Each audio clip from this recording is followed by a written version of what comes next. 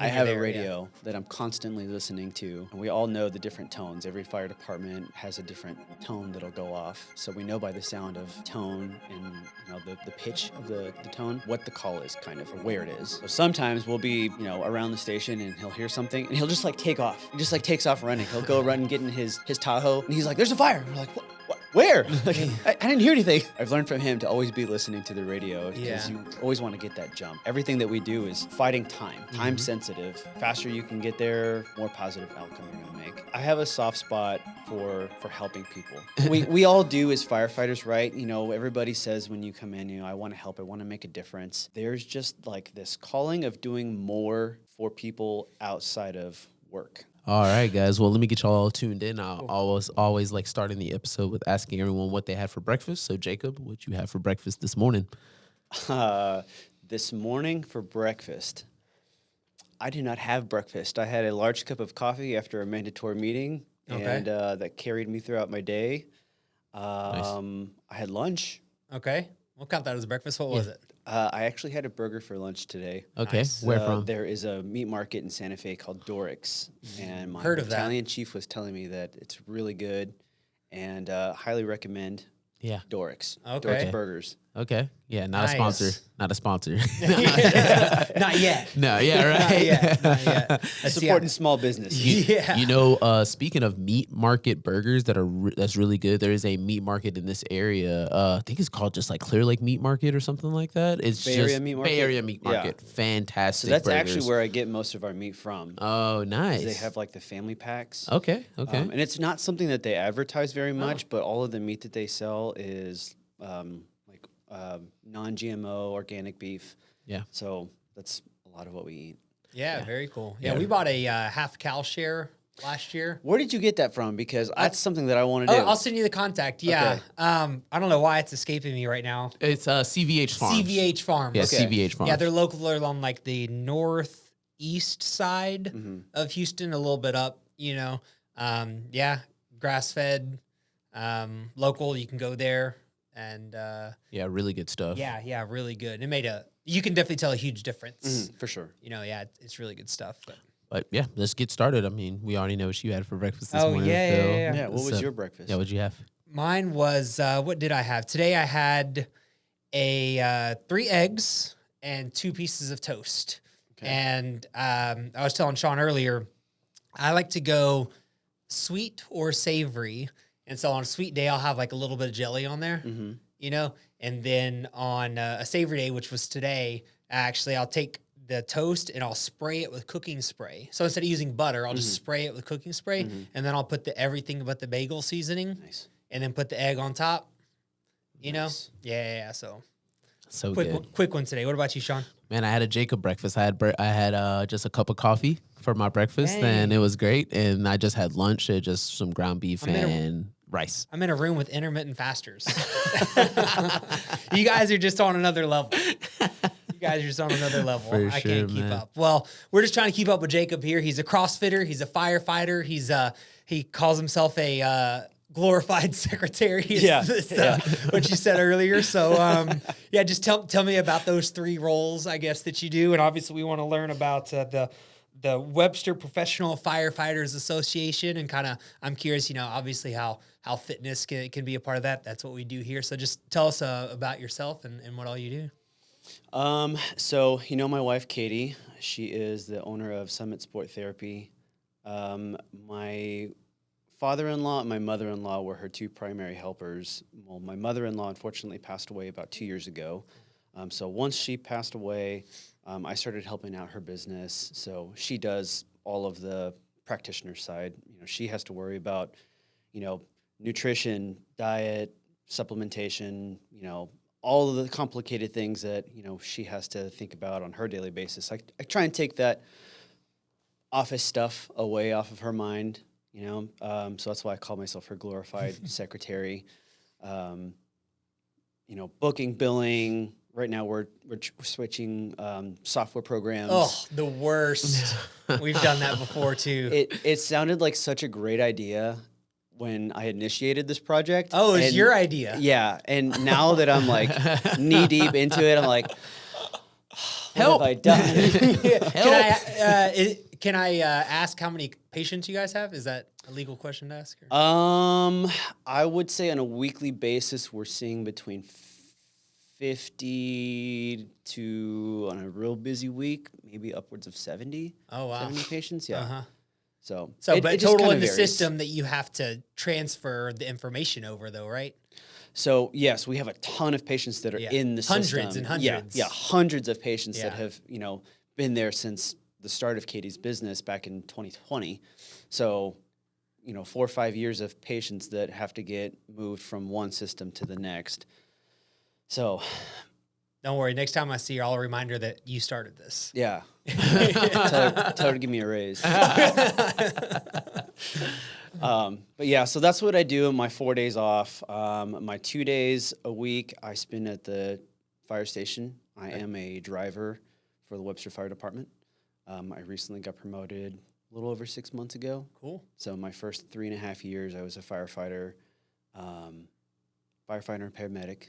So it's a mixture. A lot of fire departments, it is primarily EMS, so a lot of medical stuff that they do. Our fire department is a little unique in that it's kind of a 50-50 mix. So we use a third-party service for EMS, so they take care of a lot of the, what's the word I'm looking for? They take care of the calls that are not true emergencies. Okay. Which, they have true emergencies as well, but I say not true emergencies as in the ones that are like, somebody calls at 3 a.m. because, they stubbed their toe and it's been in pain for 3 weeks. Yeah, I've had other firefighters, as clients before here in the gym, and a lot of times, from my understanding, the calls might even be like their smoke detector is tripping. Yeah. Stuff like that. That was a fun. I remember that specifically because it was a funny story. He was like, I had like 4 of those last week, and like, but they have to the full. In his case, like even if that was the case, like the full team shows up. Oh yeah. Whole truck. Oh yeah. Whole everything. Oh yeah. We're coming, lights, sirens, fully dressed out, everything. Wow. Yeah. Yeah, and then Webster too. Since Webster is primarily commercial businesses, every business has a fire alarm system. And the other day, since it was really windy, the power lines move. It causes a power surge. So like all of NASA Parkway, a lot of Medical Center, Bay Area, these lines are moving around and it's causing power surges. So people are getting their AC motors blown out. It's overheating. It's overpowered. So it starts smelling like a burning smell inside the business. And so they, as soon as somebody smells something burning, you think, oh my God, something's on fire. So people are calling 911 and we're just running call after call after call. And it's, not really a big deal when it happens, but that's a lot of what we do, unfortunately, is running fire alarms since it's so heavy commercial business in Webster. Yeah. And hey, Sean, do you remember when that happened to us? Yeah, I was going to say, what is up with the power grid in Webster? I feel like it is so fickle. It was very, very windy the other day, but it's like... I feel like it's just fickle in general. Yes, everywhere. exactly. In general? Yeah. Oh, yeah. Yeah, that happened to us just maybe... It's been 3 or 4 months ago. We was like full of smoke out here. We were kind of freaking out. I jumped up on the power rack and like looked up in the ceiling. I didn't know what. I called the property manager real quick. Come to find out, it was the coil in our air conditioner had burnt up. Yep. I called our electrician. I guess I should have called 911, but I called the property manager first, and then I called our electrician. And he came and because it smelled electrical to me. Yeah. There's a very distinct smell. Yeah. So, and he's like, there's nothing to worry about. This is what it is. So then I called our AC guy and he like confirmed but yeah, I guess a lot of people would call 911 in that situation, even though we didn't. It's funny. So at our gym inside the station, it's upstairs and it has these big windows. And so you're like between sets, you just kind of like, you look out the window and you see what's going on, just killing some time in between sets. But every now and then we're like, one day we're going to look out there and we're going to see a fire just ripping somewhere. So luckily that didn't happen here. Nice, nice. Thank God. So that's 2 days a week that you're at and those are like 24-hour shifts? 48-hour shifts. So 2 24. So one 48-hour shift. So you do most of you work out while you're there. It sounds like you have a gym, is what you just described. Yes, we do have a gym inside the station, but it's a nice gym. We've got 2 nice identical pulley systems, Smith machines. We have some free weights and stuff like that. But I would say in the last 6-8 months, I have been slowly bringing stuff down into the bay so that we can work out in the bay. And somebody bought like the stall mats. So we've kind of started doing a little bit more Olympic lifting, started doing some power cleans in the bay. Okay. And, I like to get my crew together and we'll do like a full circuit workout. And we have these cards that we bought from this firefighting company called Back of the Bay. Shout out Back of the Bay. So they have these cards that you can just kind of shuffle through, and they'll have these workouts written. Some of them are absolutely insane. So, you kind of had to modify them down a little bit, but. Nah, man, not for you. You're in your prime, remember? Yeah. We talked about this, dude. Yeah, Physical they modify endurance. them. I don't. Yeah, I do full workout. I do full workout. Every card.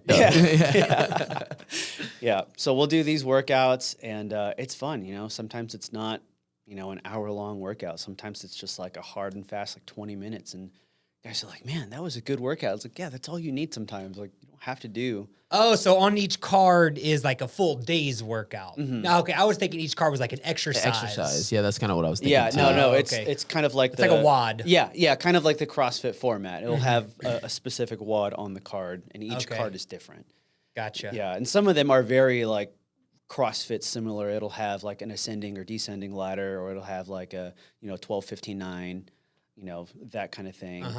Or it's like a start at 10 and go down 9, 8, 1, but you're just repeating 3 moves over and over and over again. But solid workouts. Yeah. So you guys, you have a cable system, you have barbells, dumbbells, you have everything you need over there to balls. Dang. Yep. Yeah, we've got a couple slam balls. We actually are in the process of reclaiming. We have a second station over on Egret Bay. It's next to Ichiban. Oh, yeah. I know what you're talking about. It's leased by Acadian, Yep. our third-party ambulance service. So it has their sign above it, but it belongs to the city of Webster. It belongs to the fire department. So since that contract is being, it's running out, we're going to start taking over. They're going to remodel the station. So I've been kind of getting the chiefs here like, hey, we could probably use some cool CrossFit stuff in the gym. Yeah. Yeah, I was starting to say, man, it sounds like a gym. Yeah, it sounds like a full-on gym, the amount of stuff you guys have over there. Yeah, because now that we start having stuff in the bay, like, I don't really want to work out in the gym. I just feel like it's kind of boring. Like, I want to be outside. I want to run outside. Yeah, We've kind of mapped out, like a quarter mile.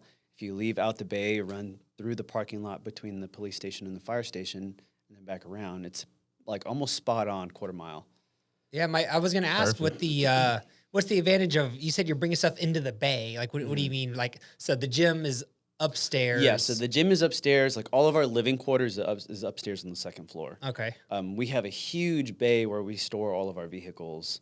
So we have, the 3 fire trucks that we run, a huge boat, a brush truck, and then a battalion chief vehicle and 2 ambulances. So you back those out and then create a little workout space. Yep.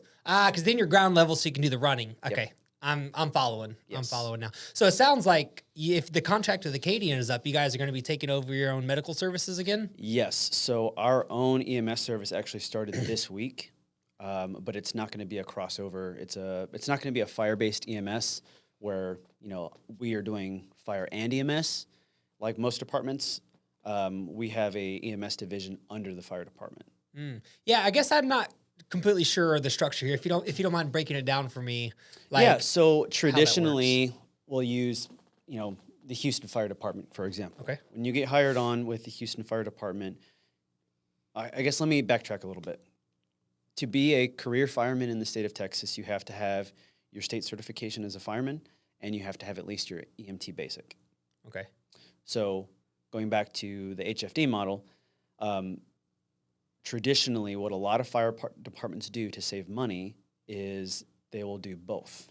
So let's say you and I get hired, we're both going to be on the ambulance, so we'll be on the ambulance and the fire truck. So, Houston runs a different schedule than most people. They have one that's kind of unique to them. But for other departments, they'll run 48s. So like my brother, he works at Baytown. They work 48s. So his first day on, he'll be on the ambulance, and his second day, they'll be on the fire truck. Okay. And then something like I switch. Mm-hmm. So with Webster, we hire people only for EMS.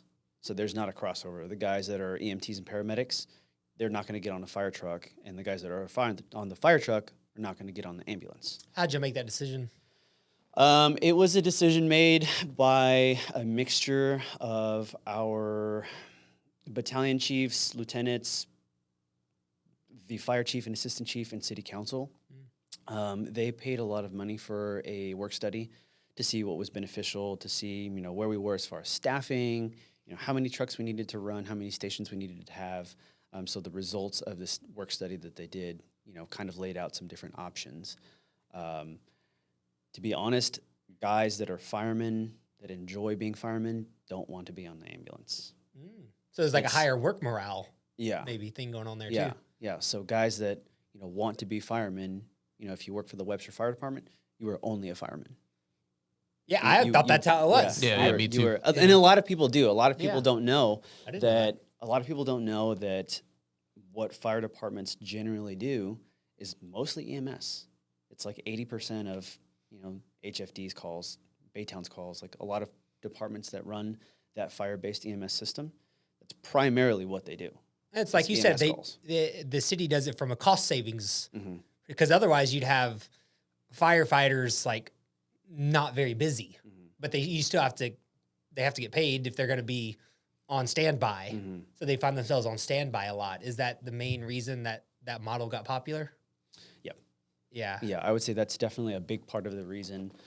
You made a very good comment. We're on standby, but there is a misconception that, especially I'm blaming the police officers for this one. Okay. They think that we're in the station just sleeping all day and watching movies. Well, what else would you do? Which is absolutely not true. That and some power cleans, man. In the bay, you're in the bay. It sounds like you're on the working out or. There is a lot of working out. Yeah. There's a lot of training. There is a lot of what we call firemanship. There's so many different things to know as a fireman.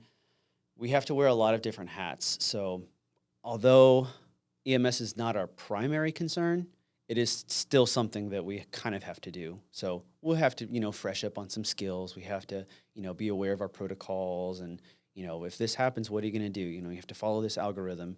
And then being a fireman, there's all kinds of different skills that you have to stay sharp with. You have to stay sharp with, forcing a door open using your tools, throwing ladders, knowing your truck, where everything, as you can imagine, it's a huge truck. It's got a ton of tools. Well, in an emergency, you have to be a professional with each and every one of those tools and know how to use it. How many compartments are on a fire truck? A lot. There's compartments, and then there's compartments in compartments as well. Oh, man. Yeah. Yeah, but they're extremely organized. We try to keep them extremely organized. Sometimes they get a little loosey-goosey, especially the driver compartment. The guys like to just kind of throw some stuff in there. Do y'all have like an organization guy, like one person that's just like, that's the dude that's going to make sure that the truck is just all set up? So with us, each shift kind of has different responsibilities. So for us, C shift, they are the ones that we have a checklist system, this program called PS Tracks. So they're the ones that organize PS Tracks. And so periodically, they kind of go through and make sure everything is still kind of in order. Interesting. But every month we also have to detail each truck. So we pretty much have to take every tool out and clean it and sharpen it, and, make sure everything's oiled and gassed up and everything's ready to go. And that happens once a month. But outside of that, it's movies and sleeping. There's not a lot of movies and sleeping. Movies, sleeping, and pull-ups. Well, you said training. I'd like to, what is the training? You said kicking down doors and knowing where the tools are, but I'm assuming that's part of this whole professional firefighter thing you have going on. So tell us about the organization, I guess, and then does the organization do training, or is that separate? What's going on there? The organization is actually a separate entity from the department. Okay. It's a nonprofit organization that we started. Yeah. So they're kind of intertwined, but it's separate from the fire department itself. Gotcha. But as far as training for the fire department, yeah, like I said, it's a lot of working out. Some guys have their preferences of workouts that they like to do. Some guys like to get in the upstairs gym. They like to do their bench press. They like to do their back squats. They like to do their curls. You know, you got to do the curls for the girls when we go on calls. Yeah. But not me, though. Not me. Gotta look good. Gotta look good when I'm like saving a cat out of the tree or something. Yeah. Just like super Yeah, jacked. I'm driving, so I got to like hold the steering wheel and flex. Look at Jacob's forearms, man. Jeez. But yeah, you know, physical strength is obviously super important. Yeah. I prefer to lean more towards the CrossFit style workouts. Uh-huh. I just feel like I don't want to say more beneficial, but for me, I feel like it's more beneficial personally. I feel like it's provided me a bigger benefit to have that style. You know, it's high intensity, high cardio output, and mixing in strength. Which is the situation when you're in the field, right? 100%. Yeah, let's talk about the correlation between that style workout that you're doing and like actually going out and taking down a fire. Because how long does a typical call last? It varies. Some fires are very straightforward and easy to figure out. Some of them are really, really complicated.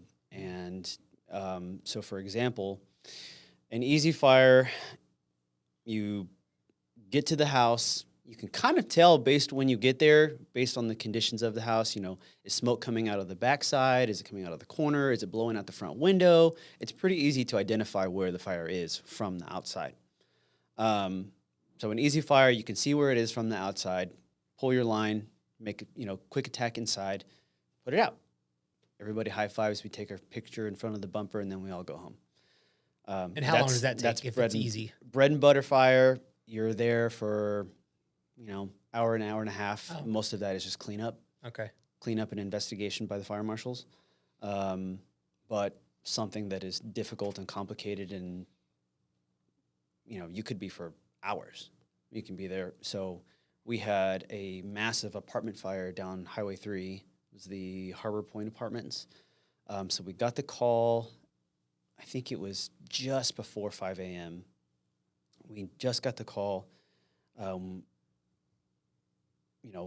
It's still dark outside. It's 5 o'clock in the morning. We get there, we pull up.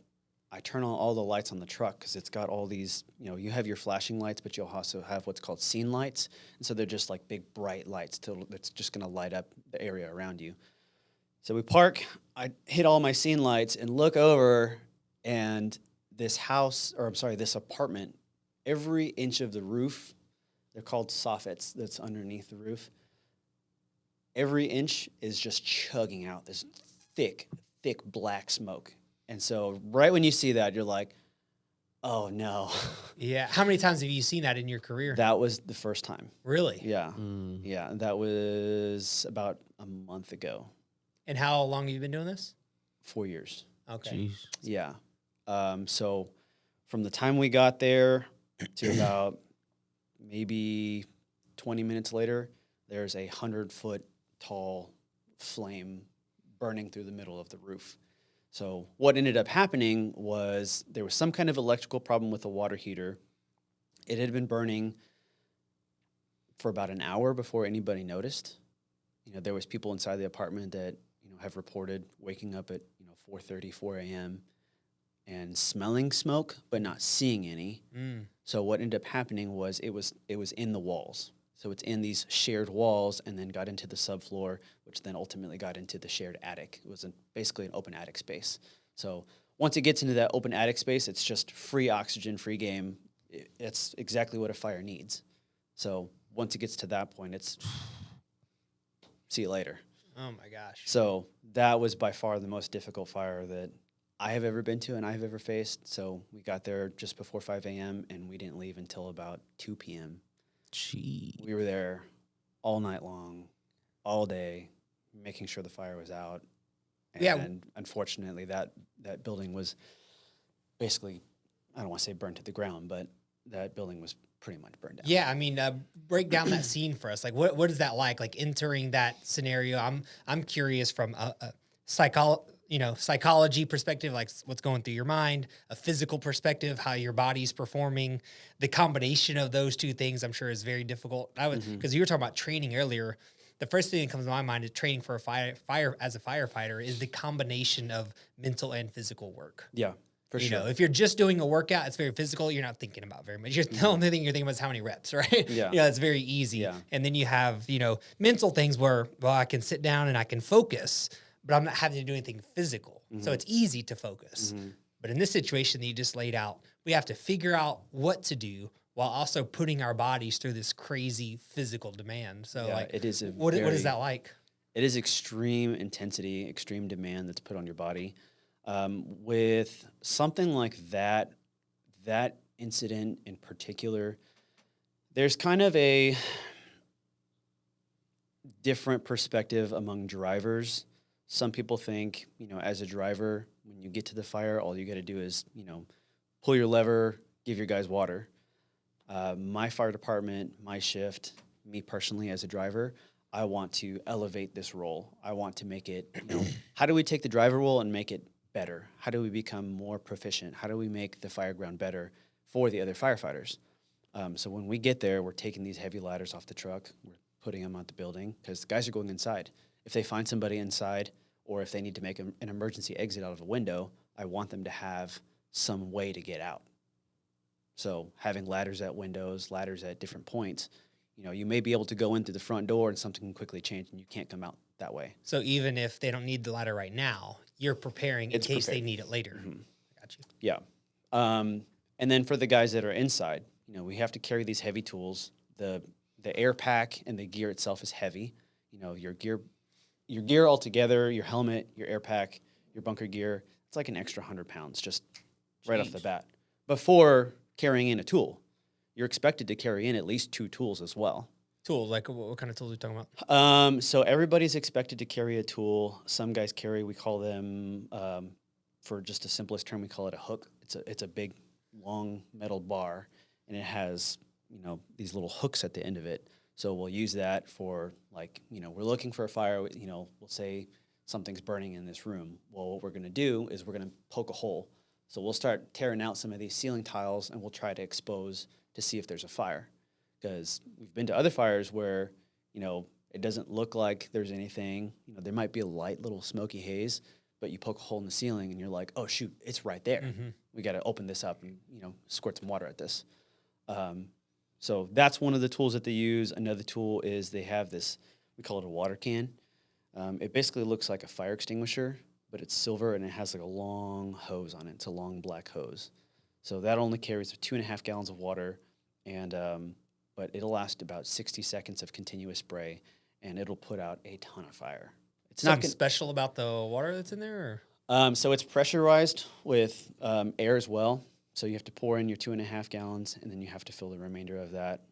You have to use a little air compressor. So you have pressure to push the water out. Okay. Yeah. Yeah, because when you say tool, I'm thinking of like an axe, like when I'm thinking of a firefighter. So that's another set. So we call it a set of irons. Traditionally, it is a Halligan, which is kind of a mixture of a prying, poking. It's got these forks. It's kind of the multi-tool. It's kind of like the Swiss Army knife of firefighting tools. You can use it for all kinds of different things. So a set of irons is the Halligan and some kind of striking tool, either an axe. There's a lot of updates in fire technology tools. So one thing that we carry, it's called a pig. It looks like an axe, but instead of a blade, it is a blunt, just a blunt end that looks like a fist, basically. So imagine taking an axe and just cutting off the blade. So it's not sharp. Flat. Yeah, it's just totally flat. And that's just for taking down walls or? Taking down walls, busting in doors, breaking windows, whatever you need it to do. Yeah, and that one sounds heavy. They're all heavy. Yeah, they are all heavy tools. There is nothing light about anything that we do. Yeah. Before we, I have lots more questions about the incident and like what's going through your mind and stuff. But you mentioned this role of driver. I'm curious, like how many roles are there? So think about firefighting as a team sport. I feel like a lot of what we do training, we compare it. We try to find some kind of sports analogy, right? Every team, every guy has a different role. Everybody's has a different role for the same purpose. It's the same thing with firefighting. Every guy on that truck has a different role. You have a different assignment. You have a different tool that you're assigned to depending on where you sit. You have a different assignment depending on where you sit. So where you sit on that truck, if you go to a fire, if you go to a car accident, if you go to anything that we do, there is an assignment specifically to that seat that you're expected to do and do well when you go to any call.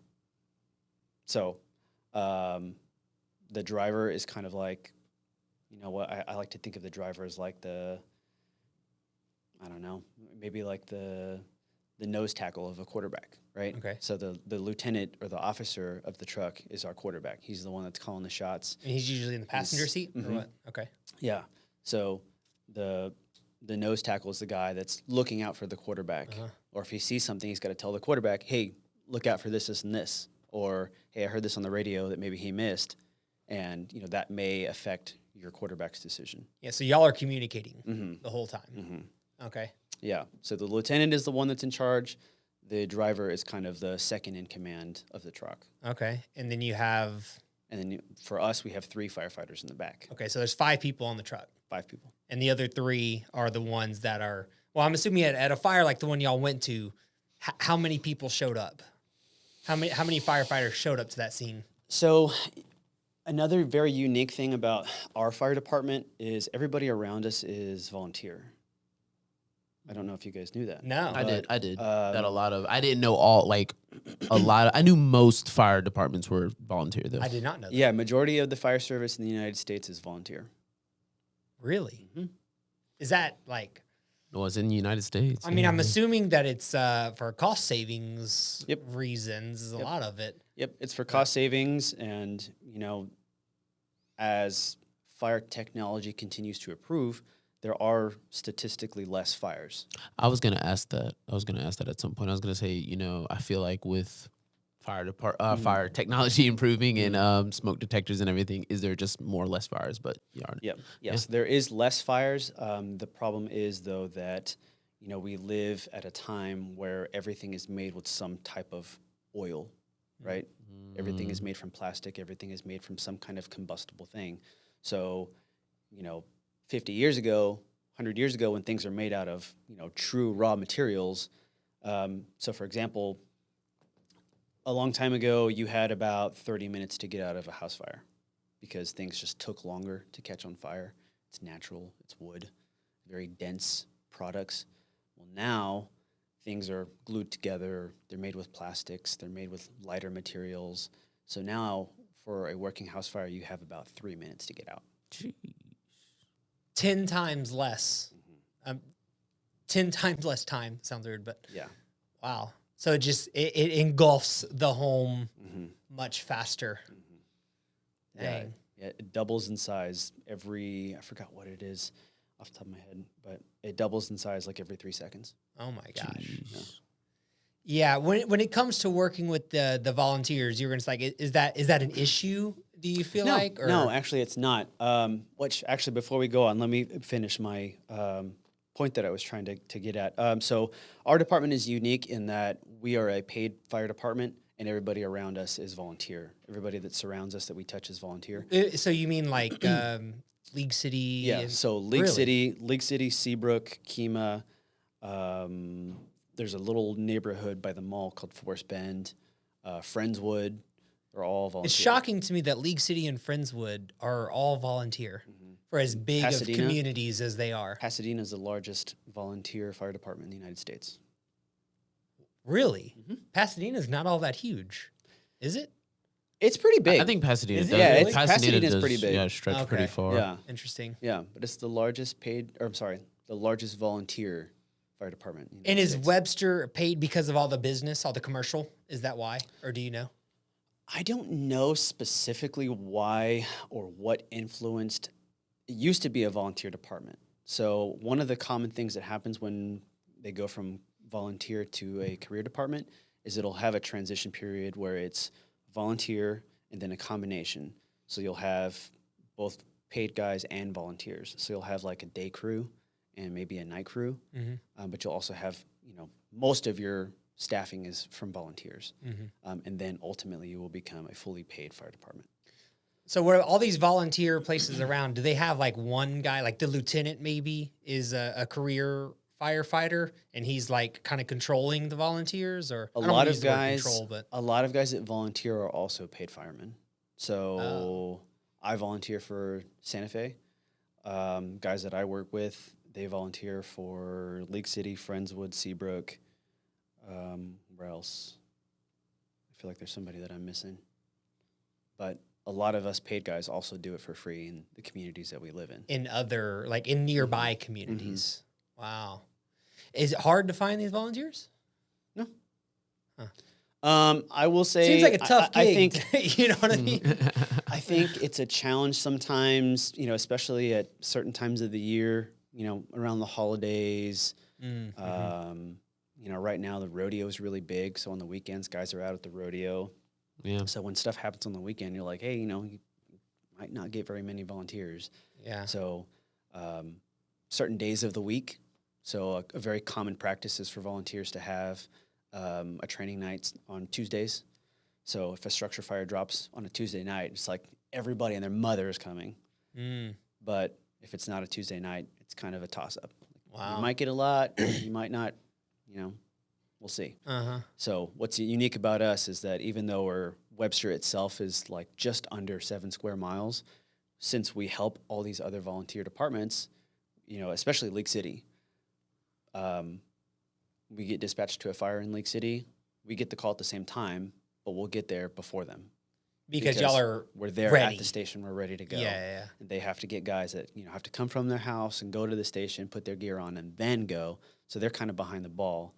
Whereas, us, like I have a radio on me 24/7 while we're at the station. It's not really 24/7, but the whole time that I'm at the station, when you're on, I have a radio that I'm constantly listening to. My battalion chief is the same way. He's the one that I learned it from because it's funny. So he has a radio, and we all know the different tones. Every fire department has a different tone that'll go off. So we know by the sound of the tone and the pitch of the tone what the call is, kind of, or where it is. Like whether it's League City or Webster. Okay. Yeah. So sometimes we'll be around the station, and he'll hear something, and he'll just like take off. He just like takes off running. He'll go run and get in his Tahoe, and he's like, "There's a fire." And we're like, "What? Where?" Like, I didn't hear anything. So I've learned from him to always be listening to the radio because you always want to get that jump. Everything that we do is, we're fighting time. Yeah, it's time sensitive. Time sensitive. So, the faster you can get there, the more positive outcome you're going to make. Yeah. So Get ahead of that curve. Yeah. Let's go back to like showing up on a big scene. Like what's going through your mind? Like, are you, because you've done so much training, like do you feel like calm and collected in a moment like that? Yeah. We feel calm and collected.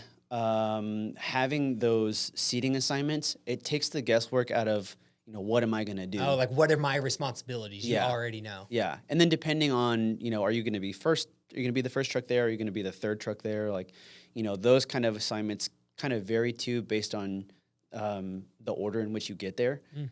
But yeah, trucks are usually pretty calm. For us, we're listening to radio traffic on the way to see, if our battalion chief is the first one there. We want to hear the information because he's going to get back on the radio and give what's called a size up.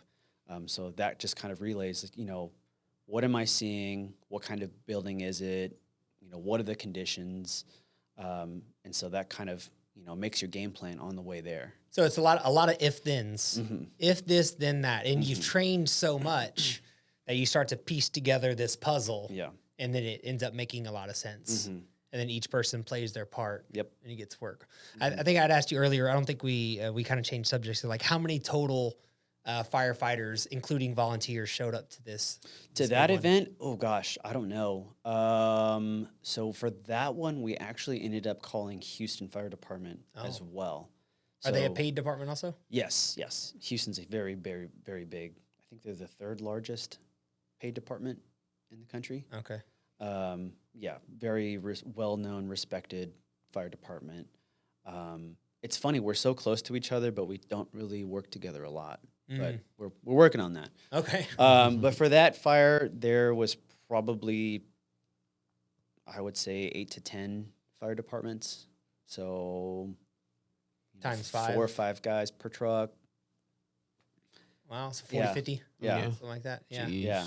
And do you There's feel like a it lot went of guys. pretty smooth? Like, No. is it, no? Not at all. Chaos? I love the realness Yeah. so fast. No, it did Hell- not. It did hell not go no. smooth at all. Okay. It was just, we found out later on that the fire had been burning for about an hour before we got to it. So, you're already just so far behind the ball. There's pretty much nothing that we could have done to save that one. It was just in the walls, in the subfloors, in the attic. Like, we would have needed, 6 fire trucks getting there at the exact same time, everybody pulling a line off their truck to put water on it. And, hopefully that would have helped. But, like I said earlier, since we're surrounded by volunteers, their turnout time takes a little bit longer, especially that early in the morning. So for us, we had actually just gotten back from another call. So we had a medical call at 4:30. So we had just gotten back from a medical call when that one dropped. Some of us have like a personal rule that if it's past 4 a.m., we just stay awake. So on that particular day, it was past 4 a.m. So me and some of the guys were like, oh, well, I guess I'm going to start drinking some coffee and, check my emails and going to get the day going. Well, the call drops and we have an app on our phones that'll show us, the address and call notes and stuff like that. So the call drops and I look at my phone and I see the address and I was like, that's a Webster address. We don't get very many fires in the city of Webster. We'll get maybe 1 or 2 a year. So I see like a Webster address. I'm just like, oh crap, like it's in Webster. So it was 1, exciting that it's a structure fire. 2, more exciting that it's a structure fire in Webster until we get there. It's late at night, or I guess early in the morning, really foggy. And we're driving down Highway 3, just screaming down Highway 3 in the truck. And I'm like, is that fog or is that smoke? I can't really tell. And by the time we get to about past Bay Area, I can see just like this light color difference in the sky. And I realize this color difference is a ton of smoke that is just pluming in the air. So I was like, oh, that's not fog, this is smoke. So we pulled down the street, like I said, turn on all my lights and realize like how much fire there is in this building. And I was just like, oh no. Just seeing it right away, I knew it wasn't going to be a good one. Yeah, so there really wasn't much you could do. It was There just was too nothing. late. Yeah, we were too late. Okay. Nothing we could have done. Yeah, the only way to fix that problem would have been earlier sensing. And I'm assuming was that an older apartment building? Maybe it doesn't have the new some of that new technology. Yeah, like as far as sensing is concerned. Didn't have a sprinkler system. Each unit has like a smoke detector, but there's not a central fire alarm command where if one smoke detector goes off, it's going to send us an alert. There's a lot of places like that now, or they'll have sprinklers in the building itself. That is not one of those places. It was an older building, so it's just like grandfathered into the code. Right. So yeah. I mean, I'm not an expert, but I do know a little bit about this stuff. As you see here, we don't have a sprinkler system. I do. Because this is an older building. Is that something that you notice when you go places? Or? It's something that you kind of have to be aware of where you work.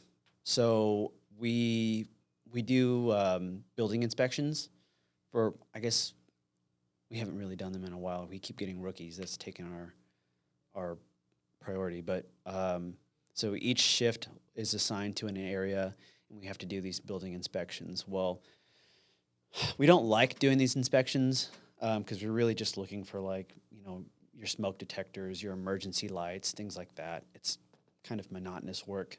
But the positive of that is walking into buildings like this and seeing the layout of the building, seeing where your equipment is. If we have to come in here late at night and there's a fire in the building, this first tactic that comes to our mind may not work because of the equipment, or a lot of what you have is metal and rubber and like very hard materials. We may have a little bit more time. Everything's not going to catch on fire all at once. So you kind of get to game plan. I will say that is the benefit of doing these inspections is you get to see the city, you get to see the businesses, you get to go inside the businesses and look at things like that. Yeah, because here, this building, when we first opened, That was one of the kind of like hurdles. There were some particular issues that we did get grandfathered through.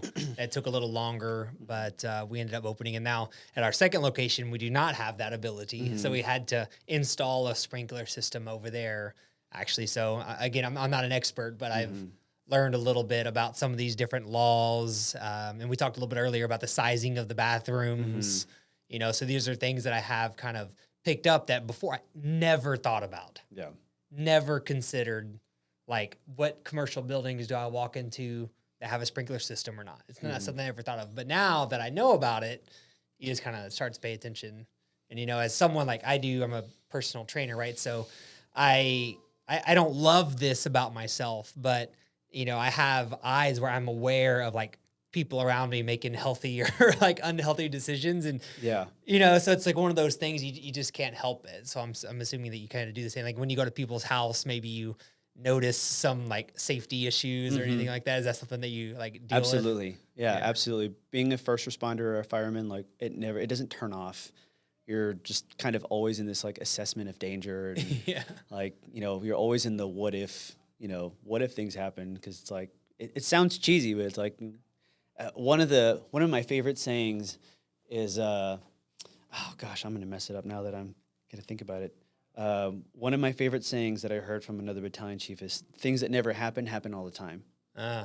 Yeah. And those are the calls that we go on. Well, yeah, because it's funny. Like if you think in percentage terms, like it doesn't happen very often, but because there's so many people in the world, or even here in the city of Webster, City of League City, state of Texas, it actually does happen often. Like this always stands out to me. I was talking to one of our clients here. He's an attorney. This is maybe, I bet this is about 2 years ago. I hate to admit this on camera, but we ordered a piece of fitness equipment, a very expensive piece of fitness equipment that I paid for to have it shipped here, and it was a total sham. And so it was very unfortunate. We lost a good amount of money on that. It was a big a cable unit, and anyways, I was trying to figure out what to do, and one of our clients here, and he's a contract attorney, so I was like, hey, what do you think about this situation? It seems so crazy. I mean, I ordered a cable crossover from what seems like a very legitimate site or whatever, and in my mind, I'm like, this is crazy. How something like this can never happen? He's like, dude, happens all the time. Yeah, because he works in that field. Yeah. He's like, nah, dude, this happens all the time. Yeah. And he went and did the search and figured it out for us and everything. And I was just like, that stands out to me so mad. He was like, dude, this happens all the time.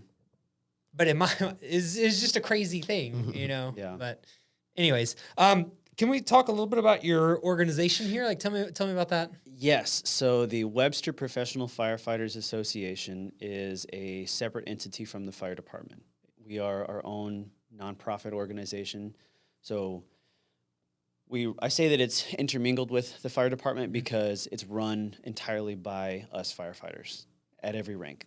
Battalion chief, lieutenant, drivers, firefighters, we all pitch in, do some kind of work. I'm the president of it. I took over about two-ish years ago. I actually made the very wise decision of taking over the association during the middle of paramedic school, which I don't know if anybody's ever told you about paramedic school, but it's super easy. Definitely recommend it. Sounds like you are some kind of decision maker, dude. Let's change softwares. Let's take over new roles. Yeah, I don't know. I have a soft spot for helping people, and I There think you go, Jacob. we all do as firefighters, right? Everybody says when you come in, I want to help, I want to make a difference, and I don't want to say that I do more than others, but there's just like this calling of doing more for people outside of work. Everything that we do, we get to serve the community, but to get us there, you kind of have to be in an emergency, right?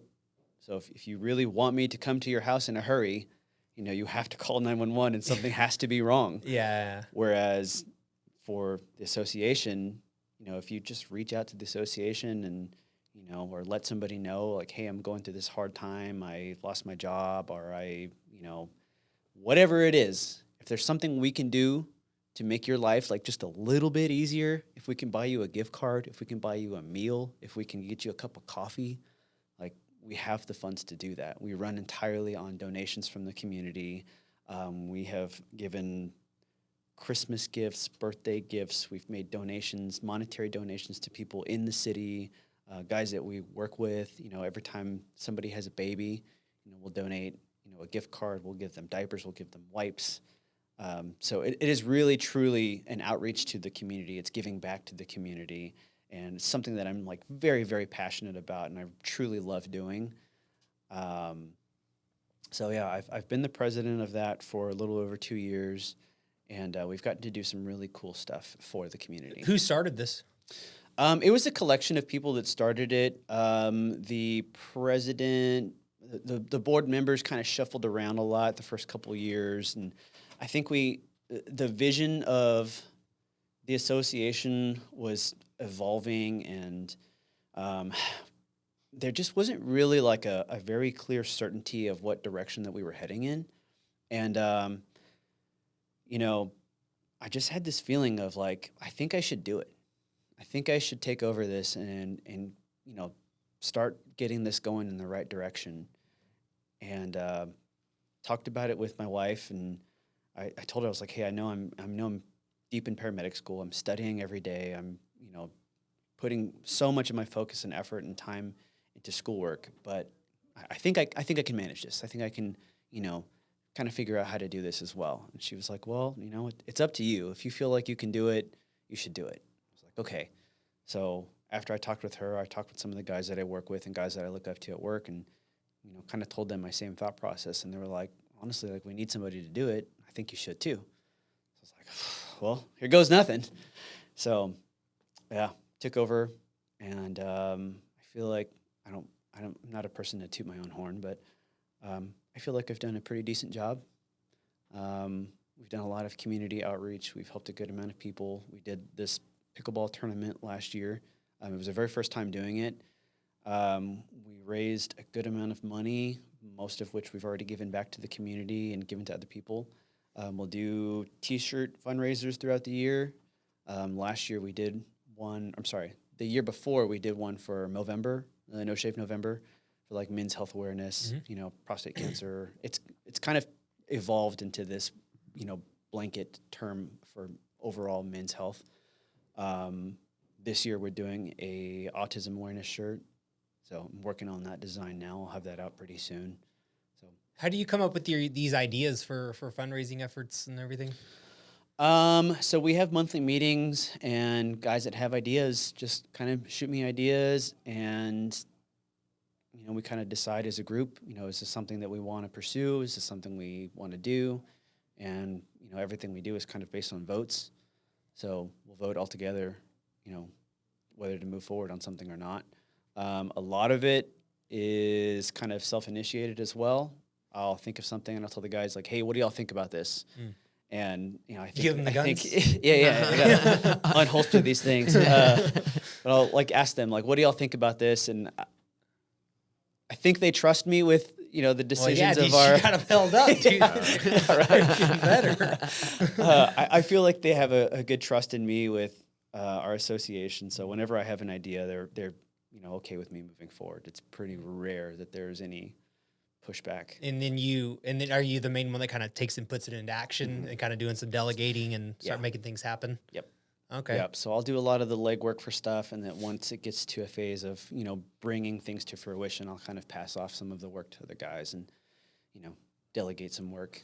How many people are in the association? So we are a total of 18 total firefighters at our fire department. Okay. So it is 18 total firefighters, plus our, 3 of our fire marshals and our administration assistant. So about 20 of us. Wow. 21 of us. So if you get hired at Webster, you're automatically in? You don't have to. It's optional. Okay. But it's an optional thing, but everybody, how are you going to say like, hey, this is to help out the community? And be like, nah, I don't want to do that. I don't want to do that for $20 a month. That's dumb. I'm too busy just sleeping, like all the other firemen do, right? I'm too busy sleeping and Too playing many video movies, games. too many Yeah. movies to watch. Yeah, Right. yeah. You're taking it out of my Netflix fund. Yeah. How Watch much some of your Chicago Fire or something. how much time, you work, you have 48-hour shifts at the fire department. You help your wife at the office. How do you break up how much time you're going to spend on each thing, and like what percentage of your time do you feel like goes to each? It's hard to nail it down to a percentage. It's kind of based on what I feel is more of a priority at the moment. So like right now, the software change, that's obviously my highest priority. Before that, it was our house renovation. The house renovation was our biggest priority because, Katie and I are primarily doing it ourselves. So it's based on prioritization. The renovation project is just about done. I'm in the middle of the software change. So with the renovation coming to a close, I kind of have a little bit more free time. So now I'm focusing more on the software, and I'm able to open up some more free time for the association. So I always find a way to like completely fill in all of my time. But then I also complain about like, oh, I'm so busy. I don't have anything to do. I don't have any free time. Yeah. It's always this balancing act. Yes, it is a constant balancing act for sure. I always say it. I told you this earlier before we were filming, I guess, but life always comes in waves, and sometimes you ride high on that wave. Sometimes you ride low on the wave. Yeah. Sometimes you fall off.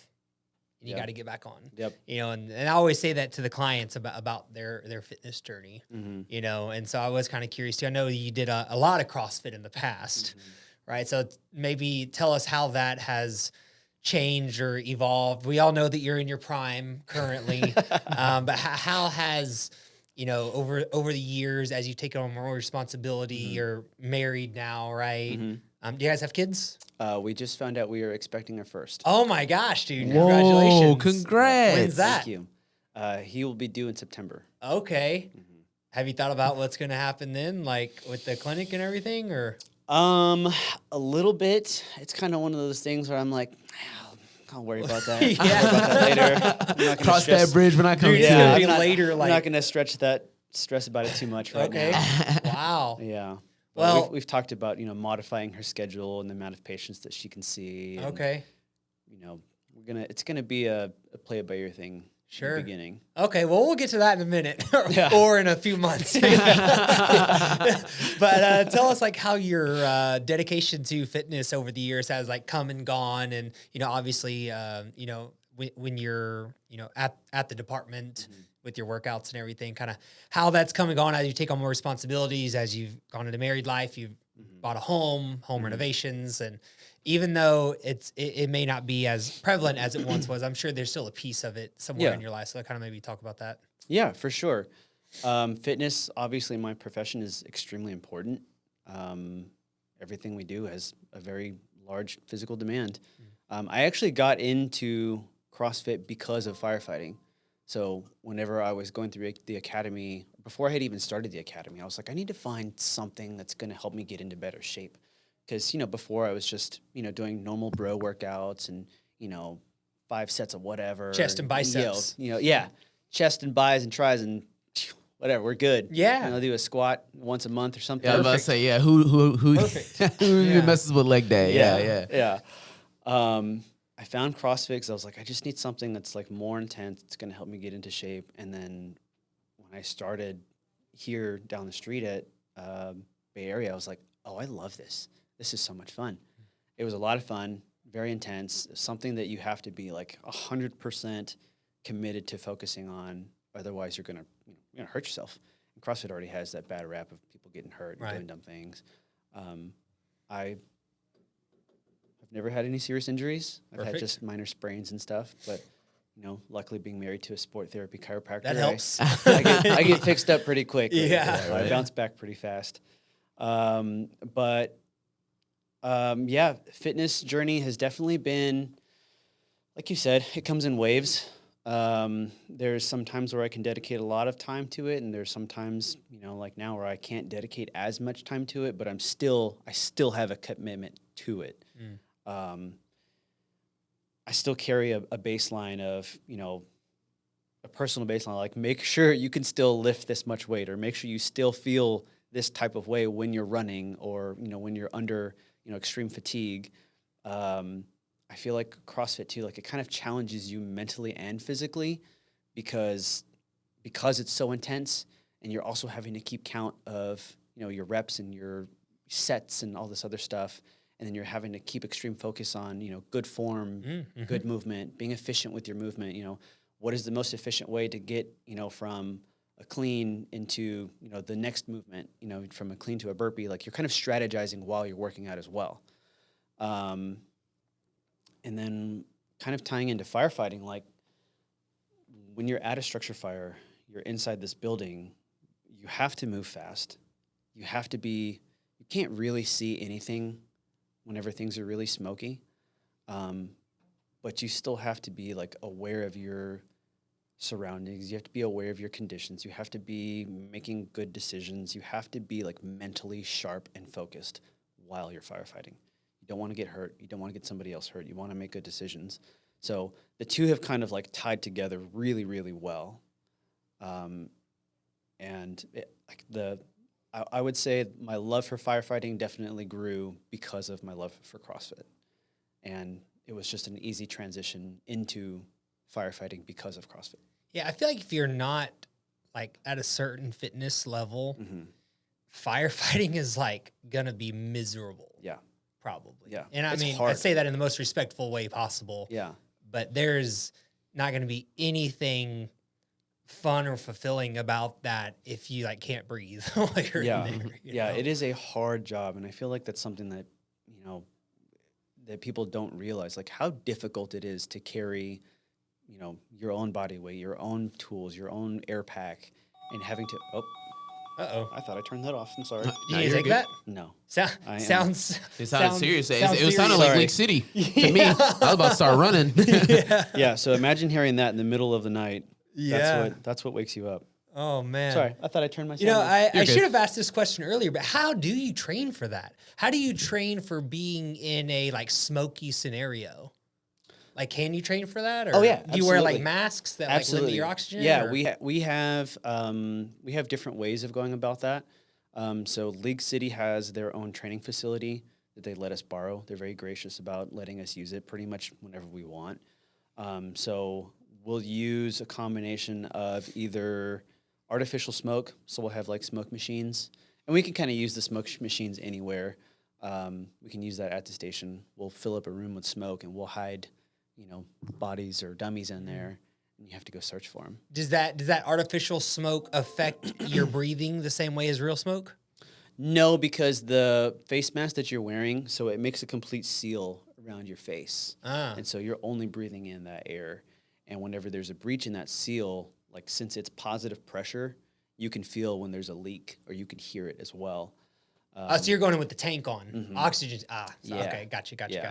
Yeah. So like the thing that kills people in fires is not the fire itself; it's the smoke. It's the smoke and toxic gases. Yeah. So you release this artificial smoke. You're fully dressed with your tank on, and then y'all go and do scenarios. Wow. And how often do you do that? Pretty regularly. Dang. Yeah. Nah, I thought y'all were just watching movies though. Nope. No movies. Yeah. That sounds pretty intense. Yeah, that Yeah. sounds On pretty sick. the weekend shift, when you get like the Saturday, Sunday, that's when we call it weekend mode. Every now and then we'll make some popcorn and throw on a movie. Sure. But Chicago Fire, baby. I've actually never seen that before. Me neither. That's the only firefighter reference I really knew, like off the top of my head. I've never even heard of it. Yeah, I think it's just like a NBC show or something like that, right? I have no idea. It's one of those fake fire dramas. Oh, I got you. Yeah. Yeah. Okay. I Yeah. got you. Well, yeah, I mean, is there anything else that we should cover as far as your organization, or you think that is interesting about firefighting and fitness life? I guess to touch on the organization a little bit more, like we run, like I said, entirely on donations from the community. I'm planning on setting up another pickleball tournament this year. I think it's going to be an annual thing that we do. Cool. Sponsors, if there's any businesses that y'all are aware of, Like What is your like normal? a gym nearby? Yeah. Wants What to- is wants to your sponsor our- standard kind of like donations? Like, do you take from anyone? Is it businesses? Is it individual people? No, we're not very selective about who gives us money. As long as it's green, right? Yeah. Okay. Yeah, Yeah. yeah. Cool. Yep. Not very selective about who gives us money. Uh-huh. We're definitely appreciative for anything that we do. We're very focused on making sure that the money is used efficiently on going back into the community or going back to other firefighters. And is it We had specifically used in Webster, or can it be No. Greater Houston area? Greater Houston area. We try and do things as local as possible. But like there was a fireman in Houston that passed away last year that we donated some money to his family. And then there was another fire also out of town that a few of our firefighters knew him and went to paramedic school and worked with him at another fire department. And we made a donation to his family as well. Awesome. So How do people donate, or how do they get a hold of you to donate or give? In any way we that they have can? a website, we have a Facebook page, an Instagram page. Everything is the Webster Professional Firefighters Association. The Instagram page is WPFA 14. Okay. And then the Facebook page is self-titled. When is the pickleball tournament? It's not been organized yet. I have to figure out when we're going to do that because our first one was at the end of September. But now this year we are expecting our baby at the end of September. So that's going to affect the timing of the pickleball tournament Again, a little bit. we'll figure out the baby stuff later. We're not worried about that right now. You know, all I know is that Sean recently picked up pickleball. Dude, it's so and fun. So It's fun. Yeah, it's fun. Yeah. I like chilling in the kitchen, just getting in there. Just Yeah. like getting active, bro. Getting active, man. I'm cooking in there. Yeah. And then that's been another part of like our active recovery at the station too, is we have like a little half pickleball net. Okay. And we'll set it up in the bay and we'll just, kind of hit back and forth and every now and then surprise a guy with like a hard hit. Oh, yeah. There you go. But yeah. So you have a half a pickleball court. So you have the tennis guys are picking on the pickleball people, and then you have the pickleball people picking on the firefighters. Yeah, right. It's all There's a smaller. lot of pickleball firefighters. Really? It has become very popular. It's a in the fun sport, firefighting dude. world. I like it's it because super fun. it's easy to play tennis. I like tennis also. I do like tennis, but it's very difficult to play.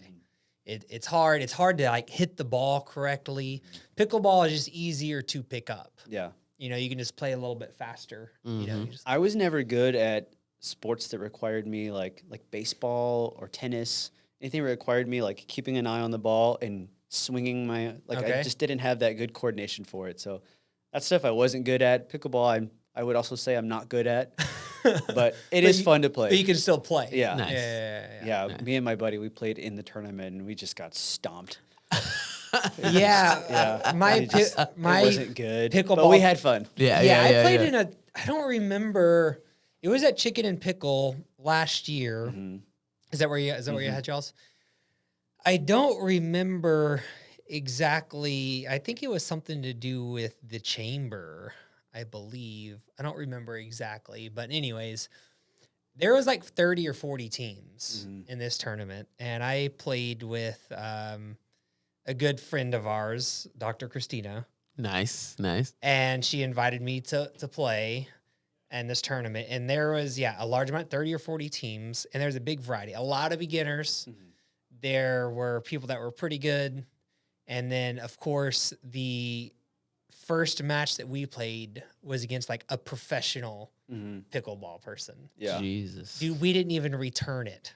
Oh one yeah. time. Yeah, we had Not one of even those. once. Yeah, we had one of those that they were like, "You ready?" And we're like, "Yeah, we're ready." And the guy served. And I was like, "What the heck was that? Yeah, right. How do I even get that back to you?" Like, I think I made contact one time and like it went out of bounds, Yeah. So it's like, all right, you ready? And he hits it and you're like, all right, I'm waiting for you to hit it. Like, Yeah, you can see him, yeah. like, I it was remember that guy crazy. serving. I was like, I didn't even know the ball can move that fast. Yeah. Serve. It was crazy. Yeah, why are y'all playing with bullets, man? What's going on? These guys are good. I was surprised. I always thought of pickleball as like a slower paced kind of game, but It was pretty It's intense. definitely as difficult as you make it. That's true. Very true. There's a lot of elderly patients that Katie has that, you know, they're 70s and 80s and they're still playing. Yeah, which is So great. It's like, you I know, love they're that. just kind of. Yeah. That's more my speed. I'm looking for those matches. Yeah. Yeah, Yeah. Sean's like, let me strike up a W. Yeah. Come on. Gotta warm up a little bit. I get get dunked on by a 70-year-old. Come on, kid. I'm like, damn, I thought I was in my prime. I am in my prime. I don't know what y'all talking about. You know, Jacob told me. He told me I was in my prime, you know. So all right, cool. Dude, I appreciate your time. Sean, do you have any questions or? Yes, I did have one, or I had one or two. I had one of them was, what are some of the workouts that you directly correlate to fire rescue? Oh yeah. Yeah. Is there anything that you could think of like right off the bat that? Like workout specific, like movement specific? Yeah, like movement specific. Like I know sometimes, like for example, like a sandbag carry. You know, it's like Oh, yeah, that's a carrying a great person. example. So, Yeah, like, yeah. something like that. I personally am a huge fan of just any type of cleans, any type okay. of big pulling, explosive movement. A lot of squats, a lot of sandbags. One thing that I like to do is I'll carry a 150-pound sandbag. I'll just like bear hug it. I'll bear hug it and I'll walk with it. Okay. So I'll walk, 50 feet. And I'll just kind of do that back and forth several times. Okay. A lot of sandbag cleans as well. A lot of sleds. I like to push heavy sleds, pulling with the rope. It kind of correlates into like moving a fire hose a little bit as well. I'm trying to figure out a way to incorporate a fire hose with a sled, because sometimes whenever you're in a fire, you have to move forward with this hose while it's flowing. Is it hard? Oh. So with one of our cross lays, there's nozzle reaction whenever it's. Oh, I'm sorry. With every hose, there is a certain amount of nozzle reaction. With the one that we use most commonly, it's about 70 pounds of pressure when it's open. Okay. So if you can imagine 70 pounds of pressure being pushed back on you while you're trying to move forward. That's what it is. That's exactly what Okay. it is. So I'm trying to figure out a Wow. way to kind of rig up a sled to a fire hose that you can kind of drag. Interesting. Yeah, cool. For a I'm training. thinking like a short rope possibly onto a thing, but yeah, like simulating the pushback would be hard, I think, in that situation. I guess what I'm more focused on the pulling motion, not okay. necessarily the pushback. I don't think Gotcha. there's going to be any way to do the pushback without having like somebody. Like Yeah, physically like Yeah, physically pushing you. Yeah, Yeah. but no, that's cool. I'm trying to think, what other movements do I really like? Obviously, running. Just cardio is super intense and important. How much running do you usually do? I like to run. I'm one of the weird ones that kind of enjoys running. Mm-hmm. I ran track all through high school and middle school, so running always came second nature to me. We had like a little department shift by shift competition of who could run the fastest mile time. Ooh. So we had like a representative from each shift. Because it started with one shift, and they were like, "Oh well, I think so and so can do it faster than you." And I was like, I didn't tell anybody at the time that I ran track. I was like, I don't know, man. I've seen that guy run. I don't know. So you kind of start talking smack to each other.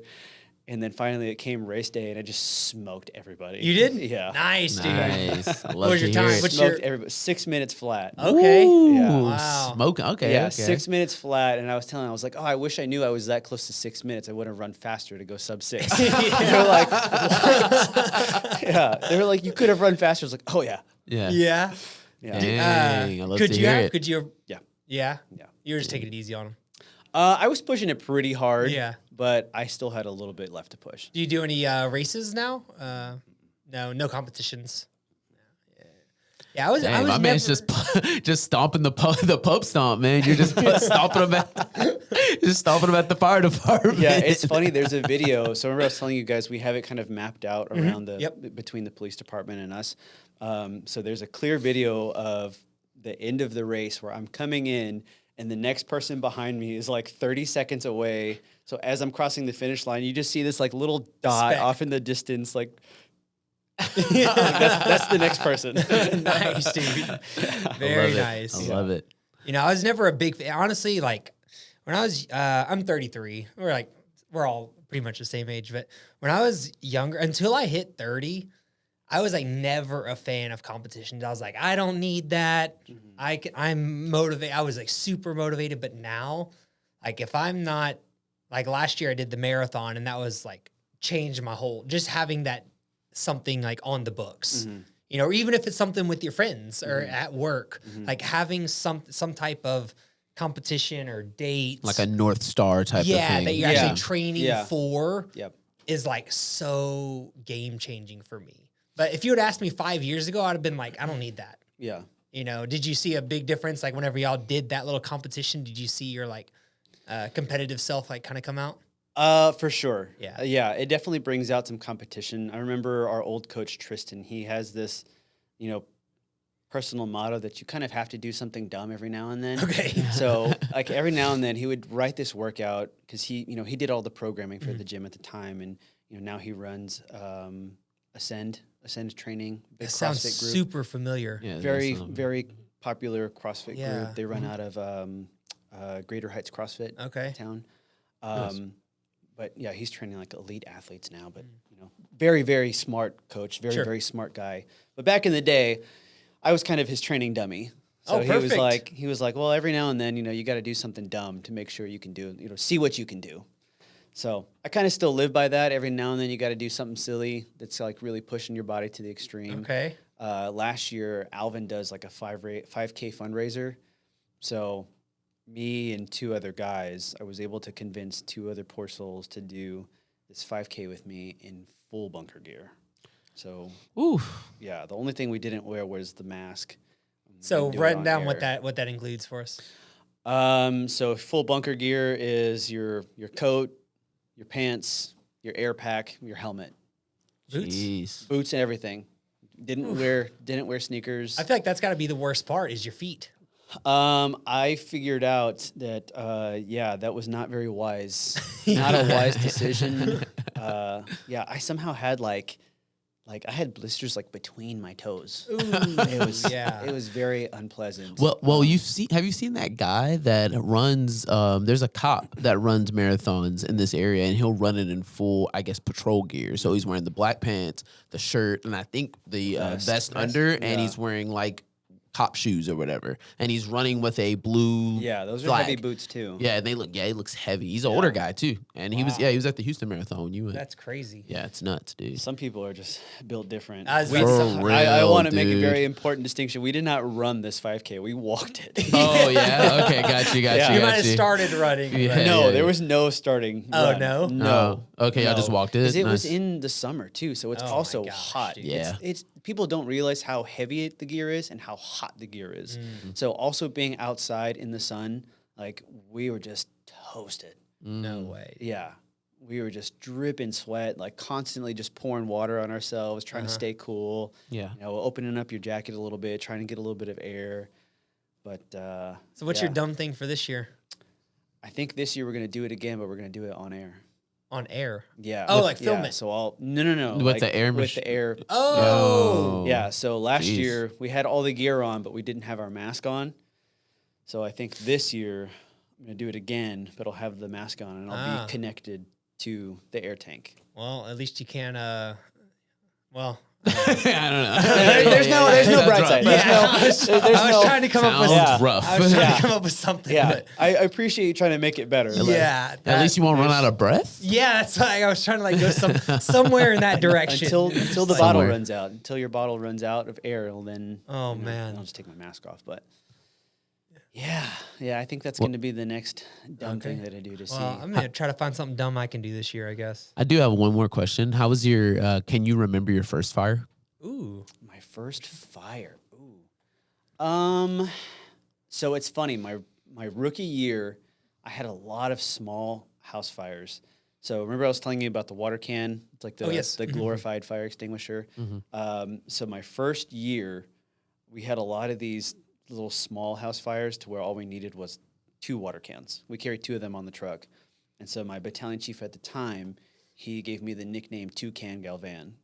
Ooh, my I like that. nickname. Yeah. it just- But specifically my first fire, yes, I do remember it was at a apartment in Seabrook. And it was my second shift. I was a brand new firefighter, and my second shift was absolutely crazy. We had a ton of calls. We had like a lot of very intense medical calls. We had like a CPR, we had like 2 overdoses, and then we had Jeez. a structure fire that night. And it was just like such a busy day. And it was my second shift on. And so it's really funny whenever you're new to a fire department, you're either a black cloud, which means your department is very busy, or you're a white cloud, which is the opposite. Your department is not busy at all. So I was very much a black cloud. Black cloud. Hey, if I called the clinic and asked for a toucan Galvan, would they know who I'm asking for? I don't know. It depends who's there. It depends who's there. If it's me, I'm like, what's up? What's good? Yeah, right. What are you doing? If it was Katie, My Katie name- will know. she'll know. Katie will know. My name's Jacob Toucan Valgan. If you're sexy, I can't even get it out. Jesus Christ. Yeah, it's funny. So my brother, he got me one of the lifting belts, one of those 2-pood lifting belts. Yeah. Okay. Well, he customized it, and so one of his buddies drew this like.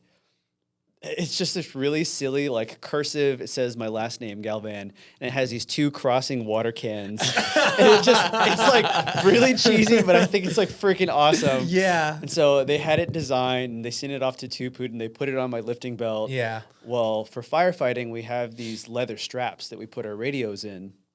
So on the bucket of my radio strap, so it hangs about right here on the bucket, it has the same design etched into the leather. That is so Love fun. it. You know, Yeah. one of my favorite things is hilarious hidden jokes like that. Like most people see that and they're just like, yeah, cool. But then when the right person sees that belt, Yeah. it is just Yeah. so funny. Yeah. That is like yeah. one of my favorite things. Yeah, dude. I I love love that. Yep. That is so hilarious. And I have one more question. Sorry. I had so I noticed that you would say you were saying structure fires a lot. And I was wondering, in the Webster area, do you deal with other fires other than just structure fires, or is it Oh, yeah. mostly just that? Oh, yeah. My first year as a rookie firefighter, we had 13 vehicle fires, which Okay. was like a record. That's a lot. Yeah. was you like on So, the side of the road? side of type the road, middle of situations? the road, Mhm. parking lots, you name it. Could Yeah. be anywhere. Yeah. Are those pretty difficult to deal with? No, they're usually out pretty fast. Yeah. Gotcha. A They're lot, kinda- lot less to They're deal they're with. fun to look at, Yeah. but like as soon as you put water on it, it goes out. It goes out unless pretty it's quick. like a ruptured gas tank, and then it's just burning off the gasoline. Yeah. Which those are kind of annoying, but for the most part, they're out really fast. Other fires. What else is there? Dumpster fires. We'll get those every now and then. Dumpster fire? Yeah, people will throw like a cigarette butt or something into a Yeah. dumpster or. Yeah, my ex-wife used to call me that all the time. I don't know why though. It's weird. He's like flashing back some memories. Around any firework holiday. Oh, Oh, yeah. Fourth of I can July, imagine. 4th of Yeah. July and New Year's, people will throw hot ashes into the dumpster or their trash cans outside their homes. Yeah. That's a pretty common way that fires get started. Is that your busiest time of the year? No, I would say our busiest time of the year is usually whenever it just gets really cold, like during the freeze. Anytime there's like a very sudden cold snap. Because of heaters? Yeah. Oh. Yes. Like space heaters. Like, Space heaters, electrical problems. where's Sean's little heater? People forget. People will forget. They'll have them like under a desk or something, Yeah. or in their garage. Guys always like to do stuff in the garage, and they'll leave a heater Yeah. on, and get called inside, and go to bed and forget about it. Well, next thing you know, your entire garage is on fire. Gee. Yeah, Sean, like, I don't know how to describe them, but Are basically, you saying Sean has cold feet? A little bit. I I guess. get, I get cold kind of I'm fast, not man. sure, but Yeah. Sean Probably an iron likes it deficiency. a Who knows? crisp 87. Oh, Yeah. Lord. At all times, dude. I'm telling you. It's so crazy. I'll walk in here, like, so this is not a very big room, right? Uh-huh. And he'll have the door closed, have his little heater in here. And dude, I'll be, this is what I wear every day, shorts and a t-shirt. This is our life, right?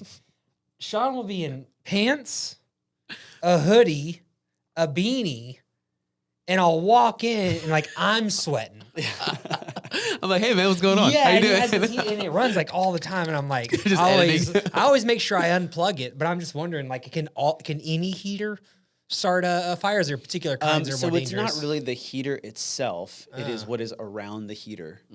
Oh, Yeah. So like, let's say it's close to this. Like if Uh-huh. you had it set up close to this, Well, eventually, over time, this one spot is going to start heating up. Yeah, And if you forget about it, this rug. This perfect rug example. is just asking to catch Yeah, on fire. for sure. Yeah.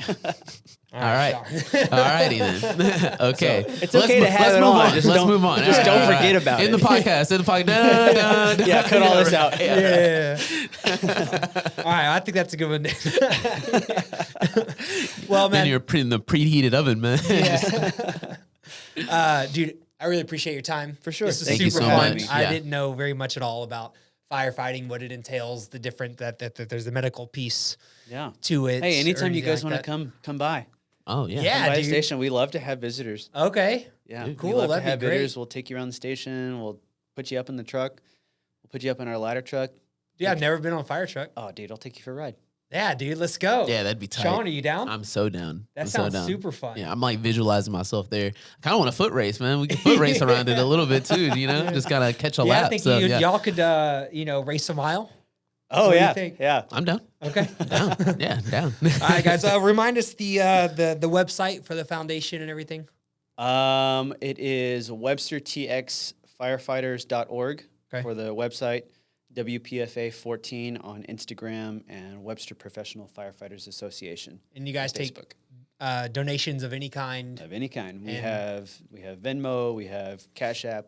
We'll take checks, cash, Bitcoin, you name it. We'll Oh, take perfect. it. We don't really take Bitcoin, but if you really want to Unless give you- it, if you unless you have a Bitcoin. yeah, unless you really want to give it to us, I'll figure out how to set that up. Yeah, man. Well, let us know about any events and stuff like that. We'll be happy to be a part of that kind of stuff. Cool. Any way that we can, donate to events, and we'd love to do that when the pickleball tournament comes around.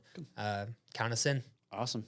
All right, guys. Well, make sure you like, subscribe, check out the foundation, and we'll see you next time. Peace out.